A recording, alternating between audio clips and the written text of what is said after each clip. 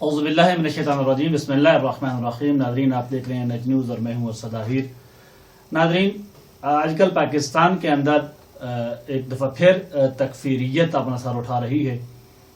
اور ایک خاص مکتبہ فکر کے حوالے سے باتیں کی جا رہی ہیں اور ویڈیو منظر عام پہ آ رہی ہیں کہ جس میں ان کو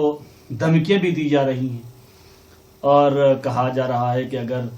بالخصوص کوئٹہ کے اندر کہ اگر یہاں پر شیعہ آئیں اور یہاں پر شیعہ دکھائی دیں تو آپ ان کو مارو، اور روڈوں کے اوپر شیعہ کافر کے شعار جو ہے وہ لکھے جا رہے ہیں۔ گلگت بلتستان کی طرف بھی کچھ عرصہ پہلے کچھ ایسی ویڈیوز شائع ہوئیں کہ جس میں یہ کہا گیا کہ اگر کوہستان کی طرف سے اگر شیعہ یہاں سے حرکت کرنے لگیں گے تو ہم ان کو گزرنے نہیں دیں گے۔ اور پھر بالخصوص جب شام کے اندر عمر بن عبدالعزیز کی قبر کی توہین کی گئی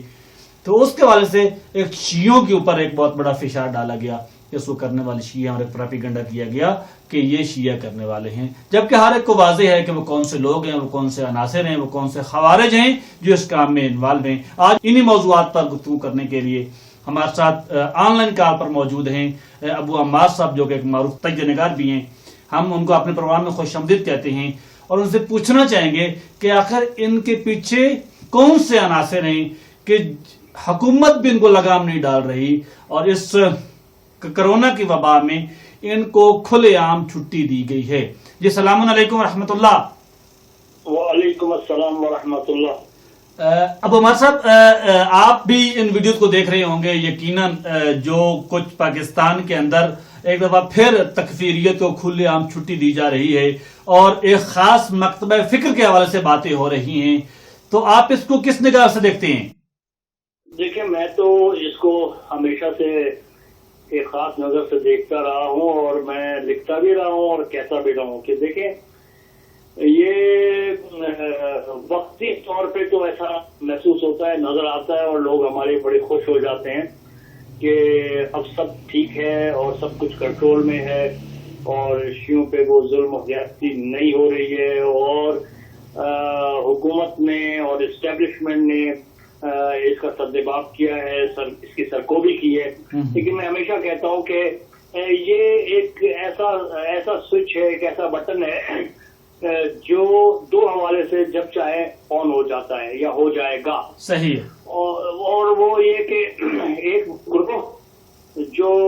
مکتبہ تشیع کے خلاف سرگرم عمل ہے پوری دنیا میں اور جس کی ایک شاخ پاکستان میں ہے، جس کا جو بھی نام دیں، حوثیہ صحابہ نام دیں، لشکر جنگی نام دیں، طالبان نام دیں، کوئی بھی نام دیں، جی تو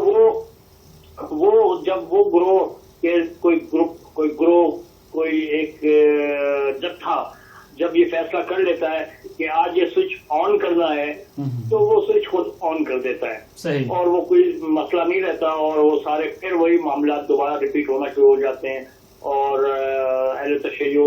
کے پر ظلم زیادتی یا ان کے خلاف پروپیگنڈا یا یہ کہ ان کی اہل تشیع کی شہادتیں شروع ہو جاتی ہیں۔ صحیح۔ اور دوسرا بٹن اور سوئچ جو ہے وہ پاکستان کی اس اسٹیبلشمنٹ کے، اس مقتدر حلقے کے، اس مقتدر ادارے کے ہاتھ میں ہے کہ جنہوں نے ایسی تکفیری سوچ کو پروان چڑھانے میں اپنا پورا کردار ادا کیا ہے، رول پلے کیا ہے، پروان چڑھایا ہے، پالا ہے، دودھ پلا کے ان کو جوان کیا ہے۔ وہ جو بٹن ان کے پاس ہے، اگر وہ کبھی یہ سمجھتے ہیں کہ یہ پاکستان کی سلامتی کے لیے اسٹریٹجیکل ڈیپتھ ہے تو اس ڈیپتھ کے چکر میں وہ چاہتے ہیں، جب چاہتے ہیں تو وہ اس کو آن کر دیتے ہیں۔ لہذا ہمیں اس سے خوش نہیں ہونا چاہیے کہ اب صورتحال بہت کنٹرول میں ہے، اسٹیبلشمنٹ جو ہے اور مقتدر حلقے اور حکومت جو ہے اب اس پہ سنجیدہ ہیں۔ اس کو کبھی اس طرح میں نہیں سمجھتا کہ ہمارے لوگوں کو سنجیدہ لینا چاہیے اور اطمینان کا سانس لینا چاہیے کہ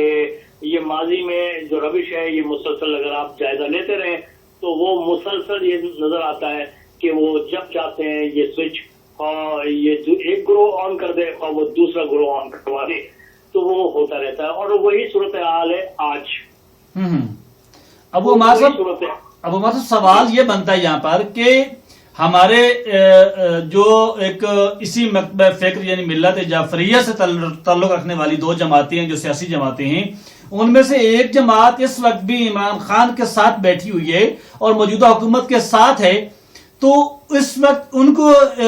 ان کا کیا عمل دخل ہے اس تمام تر واقعات کو روکنے میں؟ کیا یہ اپنا کوئی عمل دخل انجام دے رہی ہیں، نہیں دے رہے؟ کیا اس حوالے سے کیا کہیں آپ؟ میں یہ سمجھتا ہوں کہ میرا تو یہ خیال نہیں ہے کہ وہ ہماری جو بھی تنظیمیں ہیں، جو بھی جماعتیں ہیں، اور آپ کا اشارہ اگر وہ MWM کی طرف ہے جو کہ ظاہر ہے اسی طرف ہے کیونکہ وہ عمران خان کے اتحادی ہیں، تو میرا نہیں خیال کہ میں بہت ساری چیزوں سے اختلاف نظر رکھتا ہوں MWM کی پالیسی سے، لیکن میرا نہیں خیال کہ اگر ان کو موقع ملتا ہے تو یہ بات آگے نہیں کرتے ہوں، یقیناً کرتے ہوں گے اور حکومت کو بولتے بھی ہوں گے، سب بتاتے بھی ہوں گے کہ یہ کچھ ہو رہا ہے، لیکن اصل بات یہ ہے کہ اس بولنے میں وزن کتنا ہے، آپ نے اپنا وزن کتنا بنایا ہے۔ اصل بات یہ بولنے کے لیے تو مثلا یہاں سے بیٹھ کے میں بھی بول رہا ہوں، تو کیا میرے اس بولنے پہ کیا حکومت پاکستان کوئی ایکشن لے گی، اسٹیبلشمنٹ کوئی ایکشن لے گی؟ تو یہ وزن دیکھا جاتا ہے۔ تو میرا یہ خیال ہے کہ وہ جماعتیں جو ہیں وہ انہوں نے اپنا وزن نہیں بڑھایا ہے، اپنا وزن پیدا نہیں کیا۔ اگر وہ وزن پیدا کرنے میں کامیاب ہو جاتے ہیں، جس کے لیے وہ اپنا ہوم ورک اچھا رکھتے ہیں، اس کے لیے وہ اپنے آپ کو منظم و مربوط کرتے ہیں، عوام الناس کو اپنے ساتھ رکھتے ہیں، تو پھر وہ اس میں بات میں وزن ہوتا ہے، اور جب وہ ایک بات کہتے ہیں اور ایک کوئی شکایت کرتے، کوئی شکوہ کرتے، کوئی تجویز دیتے حکومت کو یا اسٹیبلشمنٹ کو، تو وہ اس کو مانتے اور اس پر عمل درآمد کرنے کے لیے مجبور ہوتے، لیکن چونکہ ان کا اپنا وزن کچھ نہیں ہے لہذا یہ کہتے بھی ہوں گے تو اس کی کوئی حیثیت اور وقت نہیں رہتی ہے۔ صحیح۔ ابو عمر صاحب، آپ نے یہ دیکھا کہ جب عمر بن عبدالعزیز کی قبر کی توہین شام کے اندر کی جاتی ہے تو ایک خاص ٹولہ اٹھتا ہے کہ جو اس بات کو اوپن کرنے کی کوشش یہ کرتا ہے کہ یہ اس کے پیچھے تمام تر ایران اور شیعت کا ہاتھ ہے، جبکہ اس سے پہلے ان کو معلوم بھی ہے کہ حجر ابن ادیہ کی قبر کو جب وہاں پہ کھودا گیا، جب توہین کی گئی، جب انبیاء کی قبور کی وہاں پہ توہین کی گئی، تو اس کے لیے داعش نے یہ سب کچھ کیا، لیکن سوشل میڈیا پر کہ جس کے وجہ سے ایکٹ بن چکے ہیں، قوانین بن چکے ہیں، اس کے باوجود یہ سب کچھ کیا جا رہا ہے اور حکومت اس پہ کوئی نوٹس نہیں لے رہی، تو آپ کیا سمجھتے ہیں اس کو؟ اصل میں بات جو آپ نے کہی ہے بہت مناسب آپ کا سوال ہے، اور یہ کہ جناب سوشل میڈیا پہ یہ جو کچھ یہ تکفیری ٹولہ جو کچھ پروپیگنڈا کر رہا ہوتا ہے، تو اس کے حوالے سے ظاہر ہے اس کا مطلب یہ ہے کہ پاکستانی حکومت پاکستان، حکومت کے تمام ادارے اور وہ اسٹیبلشمنٹ جو یہ کہتے نہیں سکتی ہے، وہ مقتدر حلقہ جو کہتے نہیں سکتا کہ پاکستان کی ہم حفاظت کے ضامن ہیں، پاکستان کی نظریاتی سرحد کے بھی حفاظت کے ہم ضامن ہیں، لیکن وہ اس پہ کوئی ایکشن نہیں لیتے، وہ سب کوئی ایکشن نہیں ہوتا، گو کہ وہ سوشل میڈیا اس کو فالو بھی کرتے ہوں گے، وہ دیکھتے بھی ہوں گے کہ سوشل میڈیا پہ کیا کچھ چل رہا ہے، لیکن وہ آنکھیں بند کیے رہتے ہیں اور وہ سلسلہ چلتا رہتا ہے کیونکہ ان کو مکتب تشیع سے کوئی خطرہ نہیں محسوس ہو رہا پاکستان میں کہ مکتب تشیع اٹھ کھڑی ہوگی، کیونکہ وہ جانتے ہیں اب وہ جن لوگوں کو انہوں نے یعنی لوپ میں اپنے لیا ہوا ہے، جن لوگوں سے روابط ہیں ان کے، اور جن تنظیموں کے ان کے پاس تجزیہ اور تحلیل موجود ہے، تو اس بات کو جانتے ہیں کہ یہ اس وقت بکھرے ہوئے لوگ ہیں، مختلف گروہوں میں یہ بکھرے ہوئے ہیں، لہذا ان میں وہ جان نہیں ہے کہ یہ کبھی کھڑے ہو سکیں گے اس وقت، لہذا وہ کہتے ہیں کہ سوشل میڈیا پہ اس مکتب تشیع کے خلاف کوئی پروپیگنڈا ہو رہا ہے تو ہونے دو، کوئی فرق نہیں پڑتا، اسے روکنے کی ضرورت نہیں ہے، جبکہ قوانین موجود ہیں،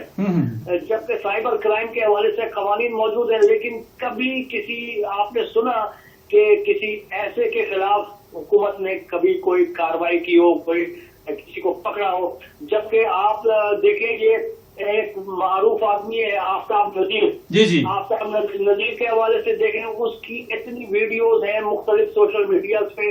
کیا کچھ نہیں ہے، بلکہ وہ عربی بہت اچھی جانتا ہے، تو جناب وہ وہاں سے بیٹھ کے وہ زوم میڈیا کے نام سے جو ہے بیٹھ کے وہاں پہ وہ شام میں کسی سے رابطہ کرتا ہے اور وہاں سے اس کا انٹرویو لیتا ہے اور اس سے بات چیت کرتا ہے، اور وہ شام میں بیٹھا ہوا وہ شخص جس نے اپنا فیک نام بھی رکھا ہوا ہے ابو الحسن، اور وہ وہاں سے کہتا ہے کہ بہت ظلم ہو رہا ہے یہاں، اور خدا کے لیے آپ پاکستانی فوج سے کہیں، آپ پاکستانی حکومت سے کہیں کہ وہ یہاں آئے اور ہماری مدد کریں، یہاں رافضی ہمارے اوپر ظلم کر رہے ہیں، ہمارے بچوں کو ذبح کر رہے ہیں، ہماری خواتین کی عزتیں محفوظ نہیں ہیں۔ اور وہ آفتاب نذیر اس میڈیا پہ بیٹھ کے وہ یہ بات بڑے دھڑلے سے اور بڑے وثوق سے کہہ رہا ہے کہ انشاءاللہ میں آپ کی یہ بات پاکستان کی اعلیٰ افواج کے جو چیف ہیں باجوہ صاحب کا نام لیتا ہے کہ میں وہاں تک بھی پہنچاؤں گا اور حکومت تک بھی پہنچاؤں گا، اور انشاءاللہ آپ بے فکر رہیں، یہ انشاءاللہ جلد آپ کی دادرسی ہوگی سفارتی سطح پہ بھی اور حکومتی سطح پہ بھی، اور یہ جیش کے حوالے سے بھی اس نے کہا کہ یہ ہم آپ کی مدد کریں گے۔ تو جب ایسی چیزیں وائرل ہو رہی ہیں تو کیا اس کو کوئی پوچھنے والا ہے؟ کہاں ہے حکومت؟ کہاں ہے سائبر کرائم کا ایکٹ اور اس کا قانون؟ کہاں وہ اسٹینڈ کرتا ہے؟ یعنی وہ اگر اہل تشیعوں میں سے کوئی اٹھ کر اگر کوئی یہ بات کہہ دے، ایون دن امیر معاویہ کے خلاف کوئی بات کر دے تو فوراً سائبر کرائم جو ہے وہ ایکٹیو ہو جائے گا، ایکٹیو ہو جائے گا۔ لیکن یہ دھڑلے سے بیٹھ کے جو ہے جو کچھ کہتے رہے، پھر آپ نے دیکھا وہ طارق جمیل کے حوالے سے مولانا طارق جمیل صاحب کے حوالے سے ایک ویڈیو وائرل ہوئی کہ وہ شخص جو ہے وہ دھڑلے سے بات کر رہا ہے، سب کچھ کر رہا ہے، لیکن کہاں ہے روک تھام؟ کہاں ہے ریاست؟ کہاں ہے حکومت؟ کہاں ہے اسٹیبلشمنٹ؟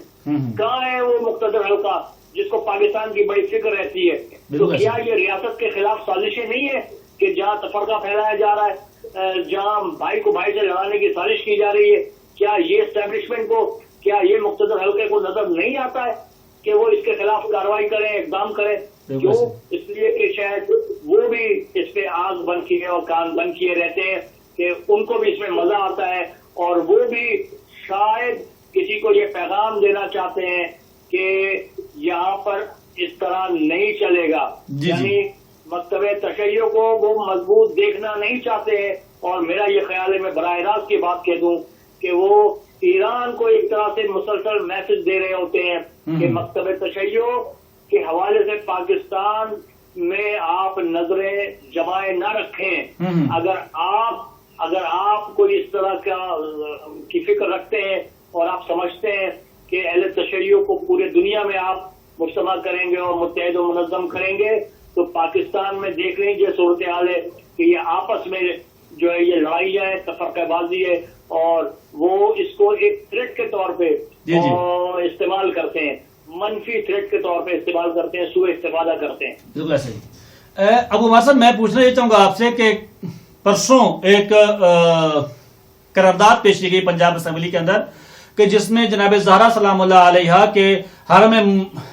مبارک کے تعمیر کے حوالے سے بات کی گئی، اور وہ قرارداد متفقہ طور پہ منظور بھی ہو گئی۔ اس کے ساتھ ساتھ ایک اور جو ہے وہ بل پاس ہوتا ہے کہ جس کے اندر کریکولم کے حوالے سے بات کی گئی، تو کیا ہمیں کسی بتی کے پیچھے لگایا جا رہا ہے؟ اس کے بعد تھوڑی بات کیجیے گا۔ بالکل ایسا ہی ہے، میں تو ابھی کچھ سوشل میڈیا پہ میں یہ لکھ بھی چکا ہوں کہ دیکھیں یہ Punjab curriculum and textbook board ترمیمی بل کے نام سے جو بل پاس ہوا ہے، تو وہ اس میں انہوں نے جو ہے وہ یہ باقاعدہ یعنی یہ قانون سازی ہے، یہ بل پاس ہوا ہے، جبکہ وہ جو ایک حسن مرتضیٰ صاحب ہے، اللہ تعالیٰ انہیں جزائے خیر دے، اور انہوں نے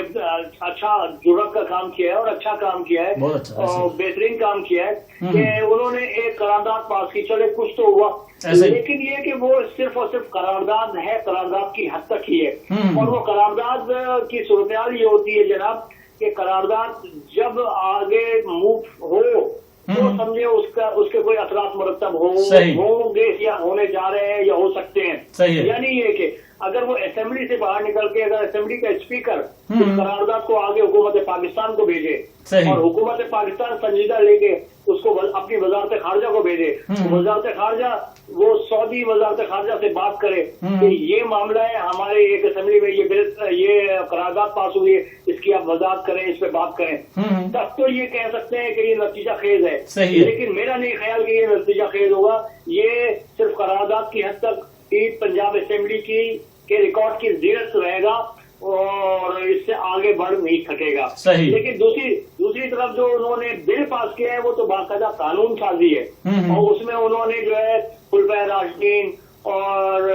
امہات المومنین اور صحابہ کرام اور اہل بیت عظام اور یہ تمام اور خاتم النبیین کے حوالے سے یہ بل پاس کیا ہے کہ اس پہ انہوں نے کہا ہے کہ ایک بورڈ ہوگا باقاعدہ، متحدہ علماء بورڈ، جو ان چیزوں کی، ان مواد کی تصدیق کرے گا، یعنی آگے فردر ٹیکسٹ کی کتابوں میں وہ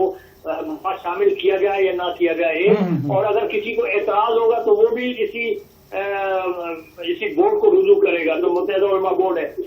اعتراض ہے۔ تو اب یہ سوال یہ بنتا ہے کیا یہ غیر جانبدار بورڈ ہوگا؟ کیا رہ سکتا ہے غیر متاثر اور غیر جانبدار بورڈ رہ سکتا ہے؟ جبکہ پاکستان میں جیسا اس سے پہلے میں نے بتایا، ساری آپ سوشل میڈیا کے حوالے سے آپ دیکھ رہے ہیں کہ پاکستان میں کتنے انتشار اور اختلاف پھیلایا جا رہا ہے، پھیلایا جاتا ہے، اس پہ جب آنکھیں بن گئے تو کیا یہ بورڈ بیٹھ کر جو ہے غیر متعصبانہ کوئی فیصلہ کر سکے گا؟ غیر جانبدارانہ فیصلہ کوئی کر سکے گا؟ یہ قطعی نہیں کر سکے گا، کیونکہ یہ جو پاکستان میں جو روش ہے، جو صورتحال ہے، اس کو سامنے رکھتے ہوئے اس تجربے، اس مشاہدے کی روشنی میں بالکل میں وثوق سے کہہ سکتا ہوں کہ وہ منمانی کریں گے، اور اس میں ہماری سائٹ کے مکتب اہل بیت کے حوالے سے اگر کوئی بات ہوگی تو یا تو اس کو کٹ ڈاؤن کریں گے، اس کو نکالیں گے، یا پھر یہ کہ اس پر سرزنش کریں گے وہ ہماری ہی، وہ اپنے سائٹ پہ کچھ بھی نہیں کرنے کے ہوں گے اور نہ وہ کریں گے۔ صحیح۔ اس سے پہلے ہم نے یہ دیکھا تھا کہ جب یہ بورڈ بنایا جا رہے تھے اس وقت ایجوکیشن کے حوالے سے کچھ کمیٹیز بن رہی تھیں، اس میں معاویہ اعظم کو انوالو کیا گیا تھا، معاویہ اعظم کو پنجاب کی طرف سے اس کمیٹی کا حصہ بنایا گیا تھا۔ جب اتنا متعصب ترین شخص کہ جو کسی ایک خاص فرقہ کی تکفیر کا قائل ہے، اس کو یہ کیسے بنایا جا سکتا ہے؟ جی تو بس آپ دیکھ لیں، آپ نے بہت بہترین مثال دی ہے، آپ دیکھ لیں کہ جب یہ جو اس سے پہلے میں نے بات کہی ہے کہ وہ غیر جانبدار نہیں رہے گا، اس سے ثابت ہے کہ جب یہ بورڈ میں اس طرح کے لوگ ہوں گے تو وہ، اور اگر ہمارا ایک رکن اس بورڈ میں بیٹھا بھی ہوگا تو وہ کچھ بھی نہیں کر سکے گا، وہ صرف احتجاج ریکارڈ تو کرا سکے گا، وہ کہے گا کہ یہ میں احتجاج کرتا ہوں، یا یہ میری تجویز یہ ہے، یا میرے نوٹس یہ ہے، اس کو آپ لکھیں، یہ مخالف نوٹس میرے یہ ہے، آپ اس پہ لکھیں، وہ لکھا تو جائے گا لیکن وہ بات امپلیمنٹیشن کی طرف نہیں جائے گی، وہ بات باہر نہیں آئے گی، وہ وہیں دبا جائے گی، اور وہ بات سامنے بھی نہیں آ سکے گی کہ وہاں پہ ہمارے نمائندے نے بات کیا کی۔ زیادہ سے زیادہ وہ نمائندہ اگر باہر آئے گا تو اگر کوئی میڈیا پہ کوئی بات کہہ سکے اور اس کو میڈیا پہ موقع مل سکے تو کرے، ادروائز وہ سوشل میڈیا پہ ہی وہ اپنا موقف بیان کر سکے گا۔ لیکن دوسری طرف جو لوگ ہوں گے، وہ بورڈ کے ارکان، وہ سارے کے سارے ون سائیڈڈ لوگ ہوں گے، اور 19-20 سارے ایک جیسے فکر کے حامل لوگ ہوئے، اور جیسا کہ آپ نے کہا کہ جب وہ اس کی کمیٹی میں ایسے لوگ شامل ہوں گے تو پھر ظاہر ہے اس کے فیصلے کس طرح جو ہے وہ شفاف ہو سکتے ہیں، قطعی نہیں ہو سکتے۔ یعنی ایسا لگتا ہے کہ یہ باقاعدہ ایک پلاننگ کے ساتھ پاکستان میں ایک خاص ماحول پیدا کیا جا رہا ہے، بالکل باقاعدہ پلاننگ کے ساتھ، اور بہت آہستہ آہستہ غیر محسوس طریقے سے، اور سامنے عمران خان کی تصویر دکھائی جا رہی ہے کہ یہ ایک لبرل آدمی ہے، اور اس کی تو شیعوں سے تعلقات بھی ہیں اور شیعہ جماعتوں سے اس کے روابط بھی ہیں، لیکن اندرونی طور پہ جو ہے وہ بہت ہی سلولی گریجولی جو ہے وہ اینٹی شیعہ معاملات پہ بہت ہی تیزی کے ساتھ میں سمجھتا ہوں کہ کام ہو رہا ہے۔ اور میں نے یہی کہا اپنی تحریر میں کہ یہ جو بل پاس ہوا ہے، ہمیں ایسا لگتا ہے وہ قرارداد والی ٹرک کی بتی کے پیچھے لگایا جا رہا ہے، جبکہ ہمیں اس بل کے اوپر نظر رکھنی چاہیے، اس کی امپلیمنٹیشن کیسے ہو رہی ہے، کون کر رہا ہے، کیسے کروا رہا ہے، اس کی آگے تشریحات کیا ہیں اور مرامت کس طرح ہو رہا ہے، ہمیں اس پہ نظر رکھنے کی ضرورت ہے۔ اگر آپ اجازت دیں تو یہ ایک چھوٹی سی بات میں جی بسم اللہ، جی بسم اللہ، بسم اللہ. یہ آپ نے دیکھا کہ یہ آج کل کوئٹہ میں بھی ایک صورتحال پیدا ہوئی اور وہاں پہ بھی ایک ماحول بنایا گیا تفرقے کا. جی جی. اور وہاں پہ جو آغا رضا جو سابق ایم پی ہیں ان کے خلاف جو ہے وہاں پہ ایک بدتمیزی کی گئی اور اس میں سرکاری ادارے کے لوگ بھی شامل تھے. اسی طرح پارا چنار میں حالیہ حالات کو خراب کیا گیا. اسی طرح ملتان میں ایک واقعہ پیش آیا. تو یہ ساری صورتحال جو ہے یہ اس کا کون ذمہ دار ہے؟ یہ حکومت کہاں کھڑی ہے؟ حکومت کدھر ہے؟ وہ ان چیزوں کو کیوں نہیں دیکھ رہی ہے؟ اور میں اس پر ایک بات بہت پہلے میں کہہ چکا تھا جب پارا چنار میں ہمارے مومنین اہل تشیع کی کچھ لاشیں لے کر بیٹھے ہوئے تھے اور مطالبہ کر رہے تھے کہ باجوہ صاحب کو بلایا جائے، باجوہ صاحب پارا چنار آئیں اور بات کریں. تو میں نے اس وقت بھی یہ اعتراض کیا تھا کہ یہ حل نہیں ہے کہ باجوہ صاحب آئیں، اور میں نے اس وقت لکھا تھا اور اب بھی میں آپ کے اس پروگرام کی وساطت سے اپنے لوگوں تک یہ بات پہنچانا چاہوں گا کہ دیکھیں وہ ایک ایسا خطہ ہے کہ جہاں یعنی آپ اپنے آپ کو اگر آپ کھڑا نہیں کرتے ہیں، طاقتور نہیں بناتے ہیں تو آپ کو مکل کے رکھ دیا جائے گا، پیس کے رکھ دیا جائے گا. لہذا وہاں تو یہی ہے لڑو اور اپنی حفاظت کرو. اور میں نے یہ کہا تھا کہ لکھا بھی تھا اور پھر میں کہہ رہا ہوں کہ بات یہ ہے کہ وہاں پہ اب آپ کے گرد جو گھیرا تنگ کیا گیا ہے وہ آپ کے ہی محافظوں کے ذریعے گھیرا تنگ کیا جا رہا ہے. صحیح ہے کہ حفاظت کے نام پہ آپ کو گھیرا جا رہا ہے کہ آپ وہاں پہ اس قابل ہی نہ ہو سکیں کہ آپ اپنی روایتی طور پہ جو آپ ہمیشہ آپ اپنی حفاظت کا کام سر انجام دیتے رہیں وہ آپ انجام دے سکیں، بلکہ وہ سو کال قسم کے جو محافظ ہیں وہ سامنے آئیں گے اور کہیں گے آپ کو کوئی ضرورت نہیں ہے، ہم موجود ہیں، جبکہ وہ موجود نہیں ہوں گے کیونکہ ان کے ہوتے ہوئے جب کئی بار یہ واقعات ہو چکے ہیں تو یہ اس پر کیسے ریلائی کیا جا سکتا ہے، کیسے بھروسہ کیا جا سکتا ہے. لہذا میں یہ سمجھتا ہوں کہ یہ ہمارے خلاف وہاں پہ گھیرا تنگ کیا گیا ہے، ہمارے لوگوں کے ہاتھوں کو باندھا گیا ہے کہ جب ان کی ضرورت پڑے تو وہ خود ان کے ہاتھ اتنے بندھے رہے کہ وہ کچھ نہ کر سکیں اور وہ دو طرفہ طریقے سے جو ہے وہ مارے جائیں. ایک وہ دشمن جو پہاڑ کے اس طرف سے کبھی آتا ہے اور شخون مارتا ہے، اور ایک وہ جو محافظ کے نام پہ آپ کے اوپر شخون مارے گا اور آپ کو مرنے کے لیے چھوڑ دے گا اور بعد میں افسوس کرے گا اور دورے کرے گا اور کہے گا انشاءاللہ تعالی ہم اس پر ایکشن لیں گے اور ہم آپ کو وعدہ کرتے ہیں کہ آئندہ ایسا کوئی کام یہاں پہ ہونے نہیں دیں گے وغیرہ وغیرہ. یہ سیاسی بیانات پہ چلتے رہیں گے. جی بہت شکریہ عمر صاحب، آپ نے وقت دیا، ہمارے ناظرین کو بتایا آپ نے کہ اس وقت جو کچھ پاکستان کے اندر ہو رہا ہے یہ حکومت اور اعلیٰ جو مقتدر ادارے ہیں ان کی ایما پہ سب کچھ ہو رہا ہے. اگر کوئٹہ کے اندر جا کر ہمیں دھمکیاں دی جاتی ہیں، ملتان کے اندر ہمارے افراد کو شہید کیا جاتا ہے، یا واقع چلاس دوبارہ دہرانے کی ہمیں دھمکی دی جاتی ہے، اور پارا چنار کے اندر ہمارے افراد کی لاشیں گرائی جاتی ہیں اور بلاسٹ کیا جاتا ہے، اور جب وہ لوگ خود اٹھتے ہیں تو پھر حکومت سامنے آتی ہے، پھر آرمی سامنے آتی ہے اور یہ کہتی ہے کہ ہم آپ کے محافظ ہیں اور ہم آپ کو بچانے کے لیے موجود ہیں. اس سے پہلے ہماری یہ مقتدر حلقے پہلے بھی دیکھ چکے ہیں کہ ڈی اے خان کے اندر ہماری شہادتیں کی گئیں، ہمارے افراد کو شہید کیا گیا، کوئٹہ کے اندر ہمارے افراد کو شہید کیا گیا، ان لوگوں کی کسٹڈی میں رہتے ہوئے شہید کیا گیا. لہذا ہمیں اپنا دفاع خود کرنا ہوگا اس وقت تک جس وقت تک یہ مقتدر حلقے اس بات پر ہمیں مکمل یقین دہانی نہیں کرواتے کہ ہم واقعاً آپ کے ساتھ ہیں، یا ہم جب تک ان کو آزما نہیں لیتے، دیکھ نہیں لیتے. انشاءاللہ دیکھتے رہیں NH نیوز. ملتے ہیں اگلے پروگرام میں، تب تک کے لیے اللہ حافظ.